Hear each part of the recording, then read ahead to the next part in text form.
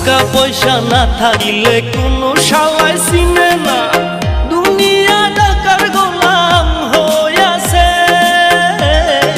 টাকা পয়সা না থাকিলে